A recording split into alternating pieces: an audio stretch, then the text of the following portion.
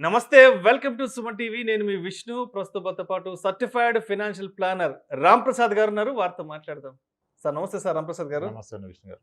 రామ్ ప్రసాద్ గారు ఎప్పటి నుంచో ఒక టాపిక్ గురించి అడగదాం అనుకుంటూ ఉన్నా EMI versus SIP equated monthly instalment versus systematic investment plan ఏంటి అసలు ఈ రెండింటిని ఏ విధంగా అర్థం చేసుకోవాలి అసలు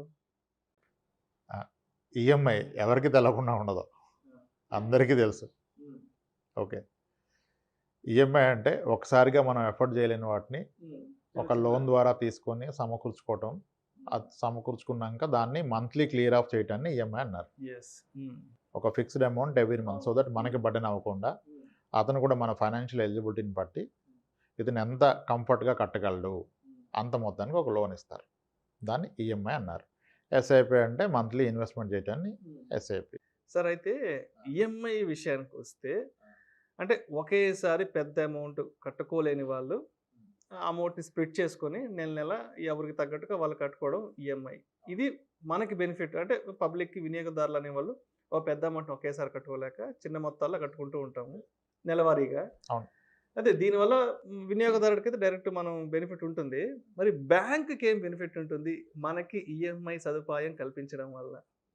క్లియర్గా మనం చెప్పుకుందాం. అది మొదటిగా ఈఎంఐ అనే కాన్సెప్ట్ లేని పక్షంలో ఈరోజు మన లైఫ్ స్టైల్ ఇలా ఉండేది కాదు.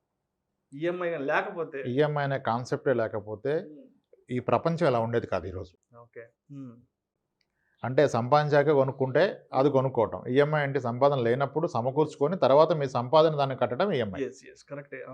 ఓకే కదా, nothing wrong in having an EMI.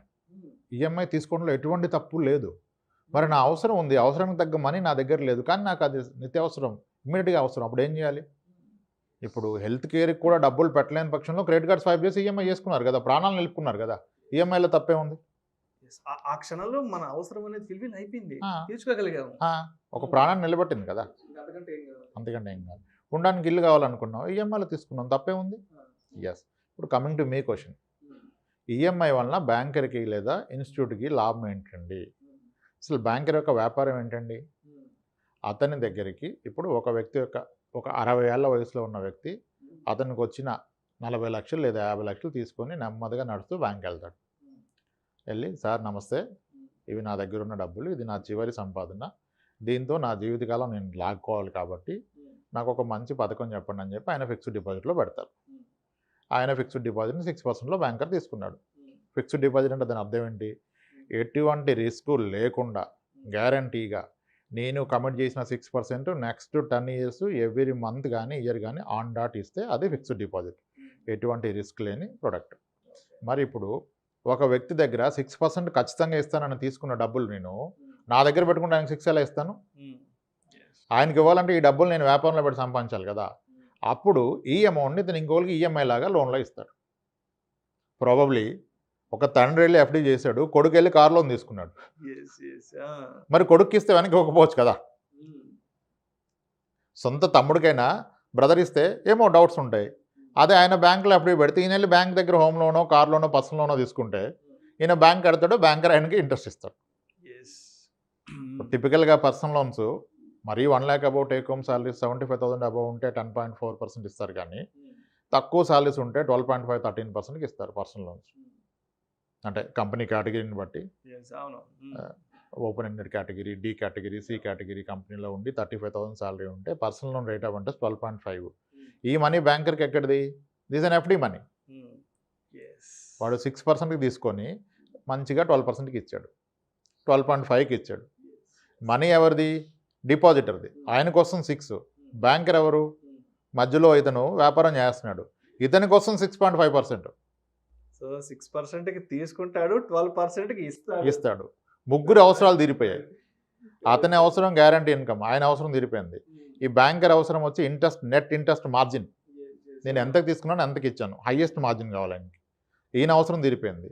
ఇతను ఈఎంఐలో తీసుకున్న అతనికి ఆయన అవసరాలు వేరు కదా, ఆయనకి ఇల్లు కావాలి, కారు కావాలి, అది ఆయన అవసరం తీరిపోయింది. ఓకే, ఇలా ముగ్గురు అవసరాలు తీరిపోతాయి.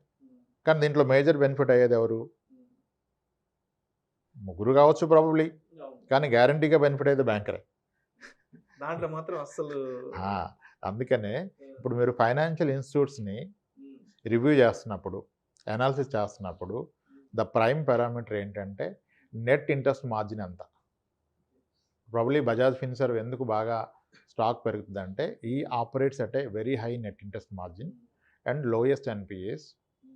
And when it comes to loan book size, వాళ్ళ ఓవరాల్ లోన్ బుక్ సైజులో రిటైల్ బుక్ సైజ్ ఎక్కువ ఉంటుంది. యాక్చువల్ రిటైలర్స్ తక్కువ చేస్తారు ఎన్పిఎస్, కార్పొరేట్ చేసేంత డిఫాల్ట్ రిటైలర్స్ చేయరు. దీన్ని తీసుకున్న 50,000 రూపాయల లోన్కి చాలా డిసిప్లిన్గా ముందు తిన్నా తినకపోయినా ఈఎంఐ కడతారు. ఎందుకంటే ఇది అయిపోతే మళ్ళీ ఇంకో లోన్ తీసుకోవాలి కదా.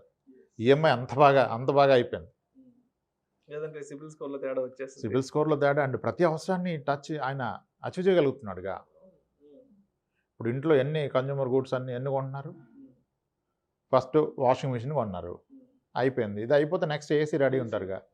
ఏసీ రెడీ అయిపోతే ఫర్నిచర్ సపోర్ట్ కూడా ఇచ్చేస్తున్నాడు. Furniture ready, bike ready, car ready. So life is on EMI. Okay, EMI అయిపోయింది. అయితే ఎస్, దీనికి ఎస్ఐపికి ఏంటంటే ఈఎంఐ అనేది ఏంటి, మీకు ఒక గుదిబండ, ఒక భారాన్ని ఎత్తుకున్నట్టు. ఎత్తుకున్నాం, స్పిక్ చేసి తీసుకున్నాం, దాన్ని మొయ్యాలి అంతకాలం పాటు. ఎస్ఐపి అలా కాదు. ఎస్ఐపి మీరు మీ ఫ్యూచర్ని కొనుక్కోవటం, మీ ఫ్యూచర్ టైంని మీరు కొనుక్కుంటున్నారు. ఆ రోజు కంఫర్ట్ని ఇప్పుడు కొనుక్కుంటున్నారు ఎస్ఐపి ద్వారా. అయితే ఈఎంఐలు కరెక్ట్గా ఏమీ ఇట్లేదు కదా సార్, ఎస్ఐపి ఎలా చేస్తూ ఉంటారు. ఎస్ఐపి మంచిదని అర్థమైంది, ఈఎంఐలో కడితే దీనికి ఎక్కడ ఉంది సార్, నా జీతం ఎంత అని ఎస్ఐపి చేయడానికి అని అందరికీ లాజిక్ ఉంది. ఓకే, ఇప్పుడు ఎస్ఐపి కట్టాలి, కడితే మీ భవిష్యత్తు బాగుంటుంది. ఈఎంఐ ఉండాలి, ఈఎంఐ లేకపోతే అసలు ఈరోజు ప్రజెంటే బాగుండదు కదా. 30,000 సాలరీ ఉన్న అతను ఒకసారి ఇంట్లోకి అన్ని వస్తువులు కొనలేడు కదా క్యాష్ పెట్టి. ఈఎంఐలు అయితే కొనుక్కుంటారు. దానివల్ల ఏంటంటే మీకు కమిట్మెంట్ టువర్డ్స్ జాబ్ పెరుగుతుంది ఈఎంఐ కట్టడానికి. ఎస్ఐపి అయితే ఒక లాజిక్, ఒక చిన్న రూల్ ఫాలో అయితే లైఫ్ చాలా సింపుల్ అయిపోతుంది. ఎప్పుడు కూడాను అట్లీస్ట్ ఎంత ఈఎంఐ కడుతున్నారో అంత ఎస్ఐపి కట్టండి. Your life is well taken care. ఎంత ఈఎంఐ కడుతున్నాం దాని ఈక్వలెంట్ ఎస్ఐపి పెట్టే ప్రయత్నం చేయండి. ఎస్, ఇప్పుడు 80,000 శాలరీ, 20,000 ఈఎంఐ కడుతున్నాడు. వాట్ ఎవర్, అది హోమ్ లోన్ కావచ్చు, కార్ లోన్ కావచ్చు, ఏదైనా కన్జ్యూమర్ లోన్ కావచ్చు. ఆ వ్యక్తి కనుక ఒక 20,000 ఎస్ఐపి కూడా చేశాడు అనుకోండి, ఎగ్జాంపుల్ అనుకుందాం. ఒక 5 ఏళ్ల పాటు రెండు నడిచాయి. అటు ఈఎంఐ నడిచింది, కానీ ఈఎంఐని ఎప్పుడు డ్రాప్ చేయరు. ఒకటి అయిపోతే మళ్ళీ ఇంకోటి దాంట్లో మొదలు పెడతారు. ఒక్కసారి లైఫ్లో ఈఎంఐ స్టార్ట్ అయితే లైఫ్ లాంగ్ అది ఈఎంఐ ఉండిపోతుంది. అంటే అవసరాలు, ఫ్యామిలీ అవసరాల పరంగా. దాన్ని ఈక్వలెంట్ మీరు ఎస్ఐపి కూడా పెట్టారనుకోండి, considering is a private sector employee. 5 ఏళ్ల పాటు ఈఎంఐ నడిచింది, ఎస్ఐపి నడిచింది. ఈఎంఐలో 2-3 వస్తువులు అనుకున్నాడు, కానీ 20,000 ఎప్పుడు పెట్టుకున్నాడు, 20,000 ఎస్ఐపి పెట్టుకున్నాడు. 20,000 ఎస్ఐపి అంటే సంవత్సరానికి ఏదైనా కట్టేది 2,40,000. 5 ఏళ్ల పాటు పెడితే 5 × 2,40,000, ఇంచుమించుగా ఒక 12 లక్షలు అనుకోండి. 12 లక్షలు నేను ఎస్ఐపిలో పెట్టాడు. అంతా బాగుండి మార్కెట్ అనుకూలంగా ఉండి బాగా నడిచింది అనుకోండి, 15% మాట్లాడుతున్నారుగా సిఏజిఆర్. ఆ 15 వస్తే మీరు పెట్టిన 12 లక్షలు కాస్త ఇంచుమించుగా 18 లక్షలు అవుతుంది ఆ రోజుకి. సరే 12 వచ్చింది అనుకోండి, 16 లక్షలు అవుతుంది. లేదు మార్కెట్ క్రాష్ అయిపోయింది అనుకోండి, మీరు పెట్టిందే ఉంటుంది. లేదా పెట్టిందానికి 1 లక్ష తక్కువ ఉందనుకోండి, ఏం చేస్తాం మరి, సప్లై ఇష్యూ లాంటి ఇష్యూలు వస్తాయి. ఉంది, ఆ రోజు మీ జాబ్ కోల్పోయారు, ఈ వ్యక్తి జాబ్ కోల్పోయాడు. మరి ఈఎంఐ కట్టకపోతే సిబిల్ పోతుంది. మీ కారు ఉంటే కారు లాక్కెళ్ళిపోతాడు బ్యాంకర్, ఇల్లు ఉంటే నోటీస్ ఇచ్చేస్తాడు. 2 months కట్టకపోతే 3rd month నోటీస్ వచ్చేస్తుంది. మరి ఆ టైంలో మీ మ్యూచువల్ ఫండ్లో కనుక ఒక 10 లక్షలు ఉంటే దీన్ని ఆపేసి, ఎస్ఐపిని ఆపేసి, ఇక్కడున్న 10 లక్షల నుంచి నెలవారీ ఒక 60,000 తీసుకోగలరు కదా మీరు. ఒక 4 ఏళ్ళు 5 ఏళ్ల పాటు మీరు, లేదు ఒక 2 ఏళ్ల పాటు ధైర్యంగా సాగించగలరు కదా మీ జీవితాన్ని. సో కాబట్టి ఈఎంఐ పెట్టుకోండి, వీఆర్ నాట్ అగెన్స్ట్ ఈఎంఐ. అవకాశం ఉంటే ఈఎంఐకి ఈక్వలెంట్ ఎస్ఐపి పెడితే, దో మీరు ప్రైవేట్ సెక్టార్ ఉన్నా ఏ రోజు మీరు ధైర్యంగా ప్రశాంతంగా పడుకోవచ్చు. మీ అకౌంట్లో ఉన్నట్టే కదా, కాస్త ఎక్కువ తక్కువ గ్యారంటీ రిటర్న్ ఎక్కడ చెప్పట్లా, బట్ అందుబాటులో ఉండాలి కదా. ఎస్, అలా ప్లాన్ చేసుకోవాలి. ఈక్వల్ టు మీ ఈఎంఐ, ఆ ఎస్ఐపి చేస్తే your a very well planner, financial plan చేసుకున్నట్టే మీరు. Yes sir. Thank you sir, thank you so much Ramprasad garu. ఈఎంఐకి అదేవిధంగా ఎస్ఐపికి ఉన్న డిఫరెన్స్ గురించి మన ప్రేక్షకులకు చాలా డీటెయిల్డ్గా ఎక్స్ప్లెయిన్ చేశారు sir. Thank you so much sir. Thanks అండి సార్. ఇలాంటి మరిన్ని ఇంట్రెస్టింగ్ వీడియోస్, వాల్యుబుల్ ఇన్ఫర్మేషన్ కోసం వెంటనే మా ఛానల్ను సబ్స్క్రైబ్ చేయండి, లైక్ చేయండి, షేర్ చేయండి. అదేవిధంగా మీ అభిప్రాయాలను వీడియోస్ కింద కామెంట్స్ రూపంలో మాకు తెలియచేయండి. This is Vishnu signing off.